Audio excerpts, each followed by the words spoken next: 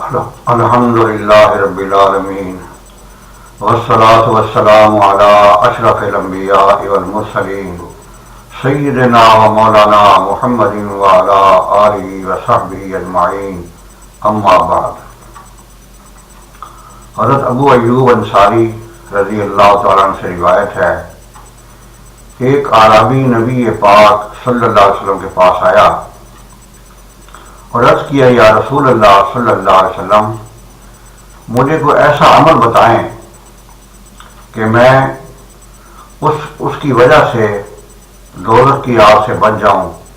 اور جنت میں داخل ہو جاؤں۔ آپ نے ارشاد فرمایا کہ تعبد اللہ ولا تشرک بہ شیئا، کہ اللہ تبارک و تعالیٰ کی عبادت کر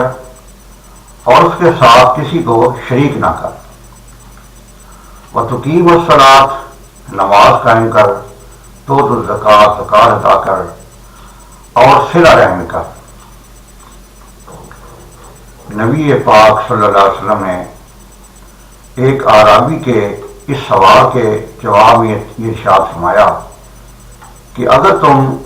دوزخ کی آگ سے بچنا چاہتے ہو اور جنت میں داخل ہونا چاہتے ہو تو یہ 3 کام کرو، یعنی اللہ تبارک تعالیٰ کی عبادت کرنا، اس کے ساتھ کسی کو شریک نہ کرنا، نماز قائم کرنا، زکوٰۃ ادا کرنا اور صلہ رحم کرنا۔ مرنے کے بعد قیامت میں، روز آخرت میں 2 ہی ٹھکانے ہیں، جنت ہے اور دوزخ ہے۔ ارشاد باری تعالیٰ ہے، مفہوم یہ ہے کہ فرمایا کہ فمن زحزح عن النار وادخل الجنۃ فقد فاز۔ اللہ تعالی ارشاد فرماتے ہیں کہ جو آدمی دوزخ کی آگ سے بچا لیا گیا اور جنت میں داخل کیا گیا، فقد فاز، وہ آدمی کامیاب و کامران ہو گیا۔ تو جو آدمی کامیاب ہونا چاہتا ہے تو آخرت میں سب سے بڑی کامیابی یہ ہے، سب سے بڑا انسان کے لیے اعزاز یہ ہے کہ وہ جنت میں داخل ہو جائے، دوزخ کی آگ سے بچ جائے۔ تو یہاں سے اعرابی صحابی نے نبی پاک صلی اللہ علیہ وسلم سے یہ پوچھا، عرض کیا، تو آپ نے ارشاد فرمایا کہ ہاں بھائی، اس میں 3 باتیں ہیں، اگر تم یہ عمل کرو گے تو انشاءاللہ اللہ تبارک و تعالیٰ اپنی رحمت کاملہ سے تمہیں دوزخ کی آگ سے بچا لیں گے اور جنت میں داخل فرمائیں گے۔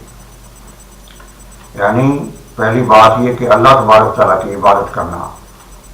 اس کے ساتھ کسی اور کو شریک نہ کرنا۔ اللہ تبارک و تعالیٰ اس کائنات کے بلا شرکت غیر حکمران ہیں، اور فرمایا کہ عبادت صرف اللہ تعالیٰ کی ہے، اس کے علاوہ جتنے بھی لوگوں نے جھوٹے معبود بنا رکھے ہیں، جھوٹے خدا بنا رکھے ہیں، ان سب کی عبادت غلط ہے۔ ارشاد باری تعالیٰ ہے، قل هو اللہ احد، آپ فرما دیجیے نبی پاک صلی اللہ علیہ وسلم کہ اللہ ایک ہے، اللہ الصمد، اللہ بے نیاز ہے، لم یلد، اس نے کسی کو نہیں جنا، ولم یولد، اور نہ وہ کسی سے جنا گیا، ولم یکن لہ کفوا احد، اور نہ کوئی اس کی برابری کرنے والا ہے۔ اللہ تبارک تعالیٰ ایک ہے، اس کے ساتھ کسی کو شریک کرنا بہت بڑا جرم ہے۔ اللہ تعالیٰ ارشاد فرماتے ہیں، ان الشرک لظلم عظیم، کہ شرک تو بہت بڑا جرم ہے۔ اور ارشاد فرمایا کہ اللہ تعالیٰ مشرک کو نہیں بخشیں گے، اس کے علاوہ جس کو بھی چاہیں بخش دیں گے۔ تو دوزخ سے بچنے اور جنت میں داخل ہونے کا سب سے پہلا جو ہے اصول یہ ہے، یعنی یہ کام ہے کہ اللہ تعالیٰ کی عبادت کی جائے، کسی اور کی نہ کی جائے، اور اللہ تعالیٰ کے ساتھ کسی کو شریک نہ کیا جائے۔ دوسری بات آپ نے ارشاد فرمائی، وتقیم الصلاۃ، کہ تم نماز کو قائم کرو، یعنی اللہ تعالیٰ کی عبادت، اس میں نماز سب سے اہم ہے۔ جب مسلمان آدمی ہو جاتا ہے، سب سے جو پہلا فریضہ، پہلی ڈیوٹی اس کے ذمہ لگتی ہے وہ نماز کی ادائیگی ہے۔ جو آدمی نماز قائم نہیں کرتا تو ایک حدیث شریف کے مطابق وہ آدمی دار اسلام سے نکل جاتا ہے۔ نماز قائم کرنا بہت بڑا فریضہ ہے۔ تو آپ شاہ فرمایا کہ تقیم الصلاۃ، کو نماز کو قائم کرو گے، 5 وقت کی نماز جو ہے یہ پڑھنا یہ فرض ہے، اور تارک نماز سخت گناہ گار ہے، اللہ تعالیٰ کی رحمت واسع سے بخشتے ورنہ فرمایا کہ کفر اور اسلام کے درمیان جو فرق ہے وہ نماز ہے۔ اس کے بعد جو آپ نے ارشاد فرمایا کہ زکوٰۃ ادا کرنا، یعنی توحید رسالت کی گواہی دینے کے بعد، نماز قائم کرنے کے بعد زکوٰۃ ادا کرنا اہم فریضہ ہے۔ فرمایا نبی پاک صلی اللہ علیہ وسلم نے کہ خشکی اور تری میں جتنا مال بھی ضائع ہوتا ہے، جس کا بھی کوئی مال ضائع ہوتا ہے، وہ زکوٰۃ ادا نہ کرنے کی وجہ سے ہوتا ہے۔ اللہ تعالیٰ قرآن پاک میں ارشاد فرماتے ہیں کہ جو لوگ سونے اور چاندی کو جمع کرتے ہیں پھر اس کی زکوٰۃ نہیں نکالتے، تو وہ سونا اور چاندی روز قیامت دوزخ کی آگ میں تپایا جائے گا، گرم کیا جائے گا، اس کے پترے بنائے جائیں گے۔ فتوقوا بہا جباہہم، ان پتھروں سے، دہتے پتھروں سے ان کے چہروں کو داغا جائے گا۔ وجنوبہم، فرمایا کہ وجنوب وہذا ما کنزتم، فرمایا کہ فتوقوا بہا جباہہم وجنوب ظہورہم، فرمایا کہ ان سے، ان پتھروں سے، آگ کے ان پتھروں سے جو سونے چاندی میں گرم کیے گئے ہیں،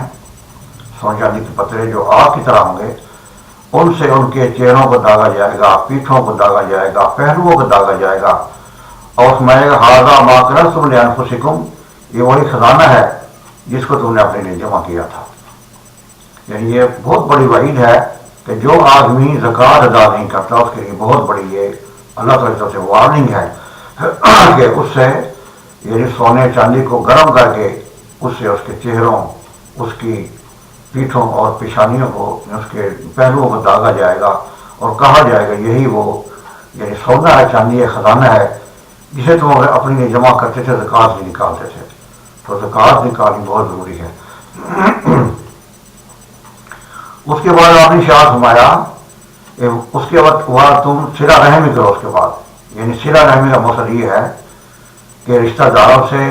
اعزاء سے، اقربا سے، برادری والوں سے قطع رحمی نہیں کرنا، بلکہ ان سے مل ملا کر رہنا ہے، معمولی سی بات پر یا کسی بات سے قطع رحمی نہیں کرنی۔ یہ دین اسلام کا ایک بہت بڑا اصول ہے۔ ہم دیکھتے ہیں کہ کسی برادری میں کوئی جھگڑا ہو جائے یا معمولی سی بات ویسی ہو جاتی ہے تو دوسرا فریق یہ کہہ دیتا ہے کہ بھائی میرا آپ سے جو ہے اب کبھی بھی میل جول نہیں ہوگا، میں تم سے قطع تعلق کرتا ہوں۔ تو قطع تعلق کرنا دین اسلام میں بہت ہی غلط معاملہ ہے، بہت غلط بات ہے، اور قطع تعلق کرنے کی وجہ سے یہ ہے کہ وہ آدمی جنت میں داخل نہیں ہوگا۔ تو معمولی بات پر قطع تعلق کرنا یہ بات صحیح نہیں ہے، بلکہ اس سے جو ہے بنا کر رکھنا ہے، یا پھر سمجھوتا کر لینا ہے۔ کوئی جھگڑا وغیرہ ہو گیا برادری میں تو اسے کہنا بھائی اس سے نپٹا لینا ہے افہام و تفہیم کے ساتھ، قطع تعلق نہیں کرنا، میل جول ختم نہیں کرنا، یہ بات اسلام کے خلاف ہے۔ بہرحال نبی پاک صلی اللہ علیہ وسلم نے اس حدیث شریف میں 3 باتیں ارشاد فرمائی ہیں کہ جو آدمی یہ 3 کام کرے گا تو وہ لازمی طور پر اللہ تبارک تعالیٰ اپنی رحمت سے اس کو جو ہے دوزخ سے بچا لیں گے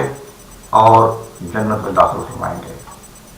اللہ تبارک تعالیٰ دعا ہے کہ مجھے اور آپ کو اس حدیث کی عمل کرنے کی توفیق عطا فرمائے، خاتمہ ایمان پر فرمائے۔ اما علینا الا البلاغ المبین۔